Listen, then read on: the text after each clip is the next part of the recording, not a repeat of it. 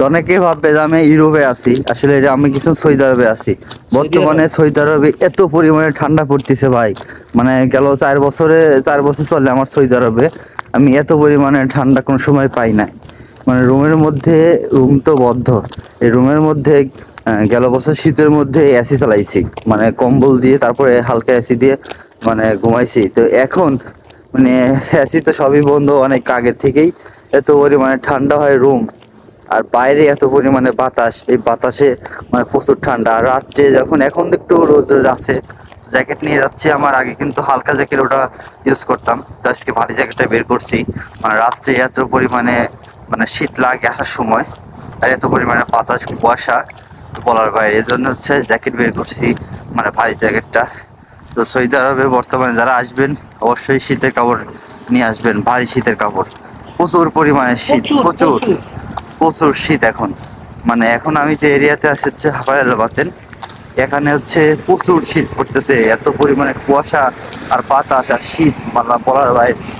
আমি হচ্ছে এতদিন আপনার ভিডিও দেখছেন যে আমি একটা হচ্ছে জ্যাকেটটা ইউজ করি, হচ্ছে ওটা হালকা জ্যাকেট। আর আমি বেশিরভাগ ভিডিওগুলো তৈরি করি, আসলে সৌদি আরবে যেরকম গরম পড়ে সেরকম শীতও পড়ে, এটা কিন্তু আসলে আপনাকে মানতে হবে। অনেকেই ভাবে সৌদি আরবে কোনো শীতই পড়ে না। তা আমি যখন সৌদি আরবে আসি নাই তখনও ভাবতাম যে সৌদি আরবে তো শুধু গরমই পড়ে, কিন্তু ভাই সৌদি আরবে যে পরিমাণে শীত পড়ে মানে বলার বাইরে। আমি হচ্ছে এই সৌদি আরবে 4 বছর চলে আমার, 4 বছরের মধ্যে প্রথম বছর আসার পরে রিয়াদে, তখন এরকম একটা শীত পাইছিলাম। পরের বছরও শীত পাইছি, মানে হচ্ছে আমার এই এই বছরের আগের বছরে মানে 23 সালে আমি শীত মানে বেশি পাইনি, হালকা পাইছি। কারণ হচ্ছে বৃষ্টি ছিল সেই সময়, শীতের মধ্যে বৃষ্টি হয়েছিল, এই জন্য মানে শীতটা বুঝতে পারিনি। কিন্তু এই বছর এত পরিমাণে শীত, মানে আপনাদের বলা, আমাদের পাবনায় হচ্ছে যেমন উত্তরবঙ্গে যেরকম শীত পড়ে, এর চেয়ে বেশি শীত মনে হয় আমার, মনে হয় এত পরিমাণ শীত পড়তেছে। এরকম শীত আসলে বলার বাইরে। যাই হোক, যারা নতুন আসবেন সৌদি আরবে বর্তমানে কিন্তু শীত পড়তেছে অনেক, জ্যাকেট নিয়ে আসবেন।